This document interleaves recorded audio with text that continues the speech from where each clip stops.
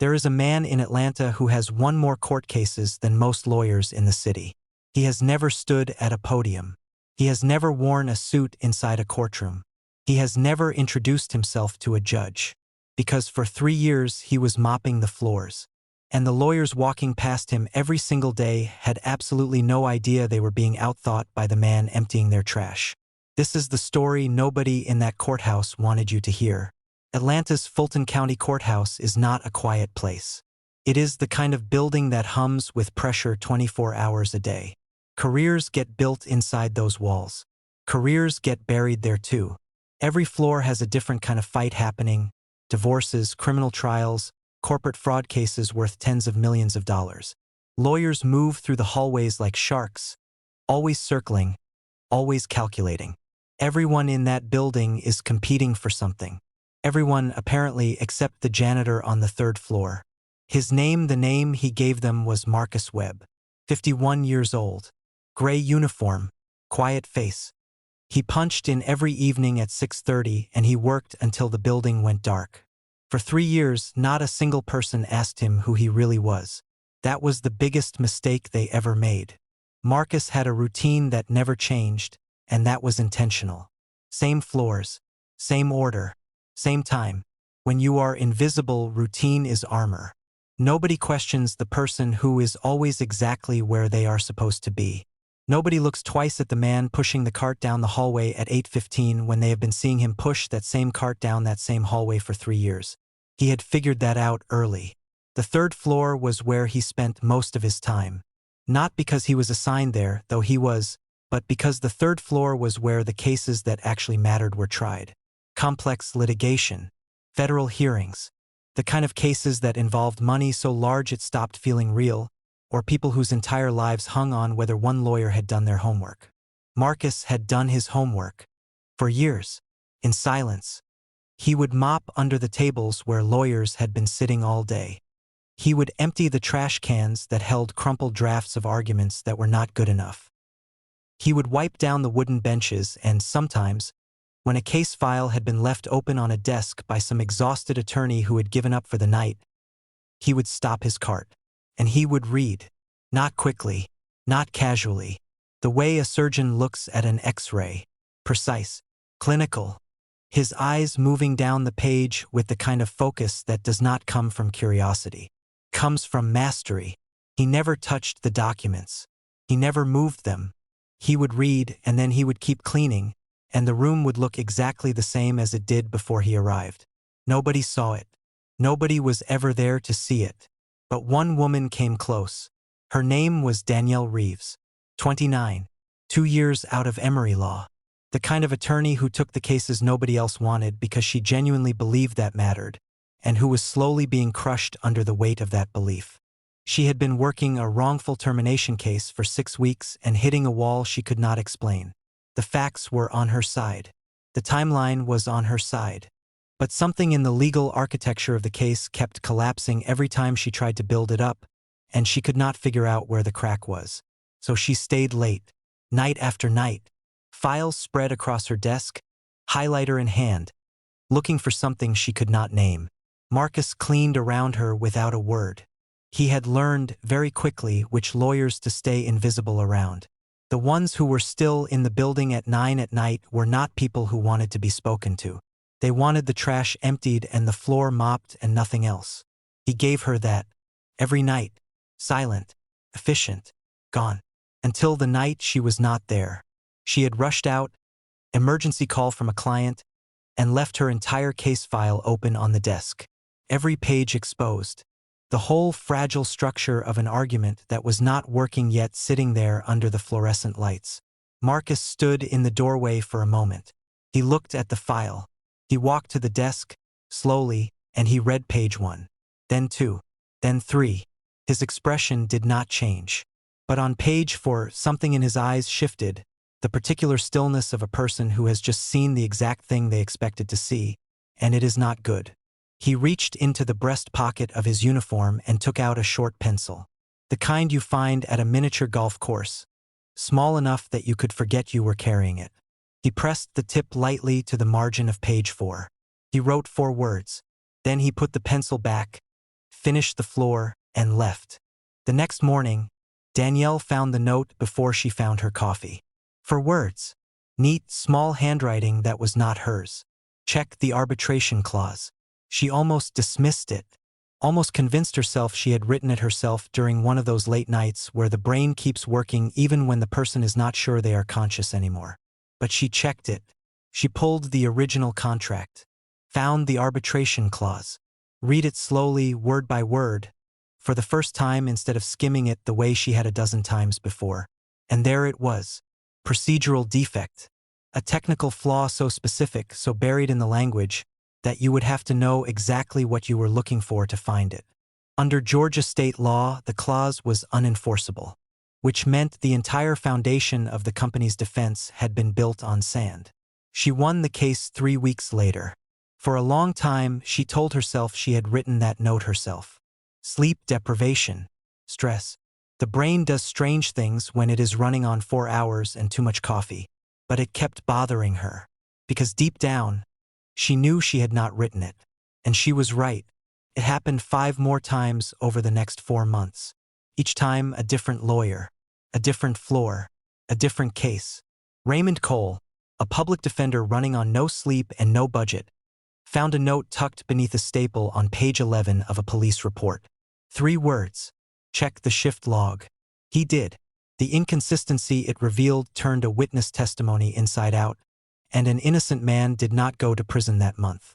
Patricia Huang, a civil rights attorney who had been fighting the same corporation for 2 years, discovered a case citation written on the back of a printed document, a 1987 federal ruling, almost perfectly parallel to the discrimination case she was building. She had never come across it in her research. Nobody had pointed her toward it. It was just there, in careful handwriting, waiting for her. She used it. The judge cited it in the final ruling. Each note was small, precise, invisible unless you were looking for it. Like whoever wrote them understood that the help had to be subtle enough that the lawyers could claim the insight as their own. Which told Danielle something important. Whoever was leaving these notes did not want credit. They wanted the outcome. That is a very specific kind of mind. Word started moving through the building the way rumors always do in places where smart people work, in lowered voices, in parking garages, in the break room after the senior partners had already left. Someone was in the building after hours. Someone who understood legal strategy at a level that went beyond paralegal, beyond clerk, beyond anyone who was supposed to be in that building at 9 o'clock at night. Most people dismissed it as coincidence. Lawyers are not comfortable with the idea that someone invisible might be smarter than them. That is a deeply uncomfortable thought. Much easier to believe you had the insight yourself and just forgot. But Danielle had moved past comfortable. She ran a test. She left a file on her desk one evening. Not a real case. A practice scenario shed kept from law school. A complex contract dispute with a hidden legal issue she already knew the answer to. She set it up like a trap. Then she left the building, waited in her car in the parking structure for 45 minutes, and came back in through the side entrance.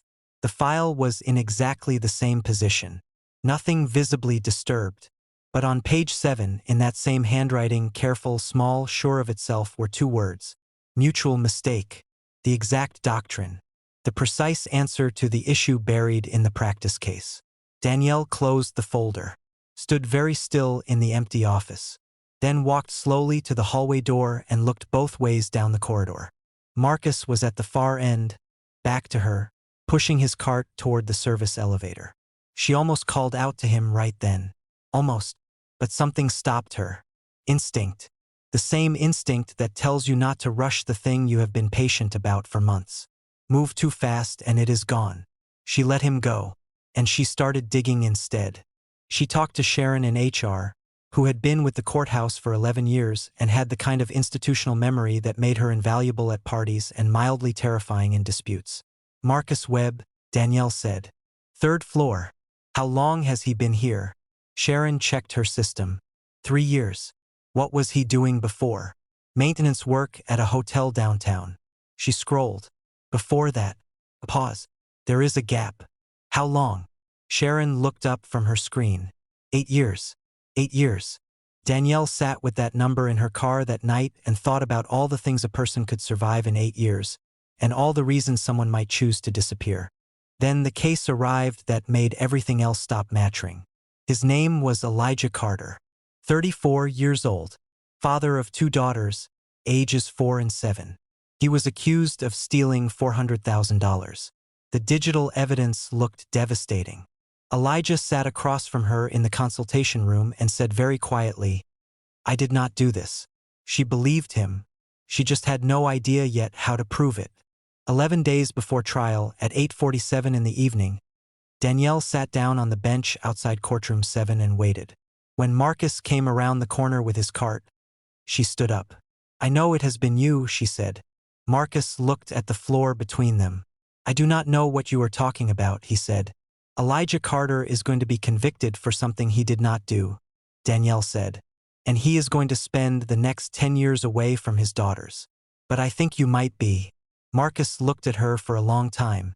He held out his hand. She gave him the file. He read it standing up. When he finished, he sat beside her. "The IP address is going to be their centerpiece," he said. Danielle stared at him. "How do you know that?" He did not answer. "Marcus, who are you?" He looked down the hallway. "My name is not Marcus Webb," he said. His name was Stephen Hartz. 15 years ago, Stephen Hartz had been the kind of lawyer that other lawyers watched. Harvard Law, federal clerkship, made partner in Atlanta before most of his classmates had paid off their student loans. He specialized in corporate fraud and he was exceptional at it. He had spent 4 years building a case against a state senator named Gerald Pruitt. 2 weeks before he was supposed to file, someone poisoned the well. Fabricated documents appeared inside his own files. The senator's people went to every media outlet. Stephen's firm terminated his employment. The Bar Association suspended his license. Within 6 weeks, the case was dead and Stephen Hartz was the story instead. The criminal inquiry was eventually dropped. But the damage was permanent. He disappeared, built a new name, found a job where no one expected anything from him. And he kept reading. He kept watching the cases move through the courthouse he cleaned. Because he could not stop being who he was. Danielle was quiet for a long time. Then she said, "Help me." Not anonymous. "Actually help me. I cannot appear in court, my license." "I know. I will stand at the podium. You will build everything I say. I need your brain, not your bar card." Another long silence. "Get me the server logs," Stephen said. What followed was 11 days that Danielle would describe years later as the most intense period of her professional life. Stephen worked every night. He prepared everything before dawn. Danielle would arrive at 6 in the morning to find a legal pad covered in handwriting. Argument structure, cross-examination questions, technical breakdowns. The forensic technologist was a woman named Priya. Priya pulled the data. The device fingerprints from the fraudulent transactions did not match Elijah Carter's laptop. They matched a workstation inside the company's own IT department. 3 days before trial, Danielle filed a motion.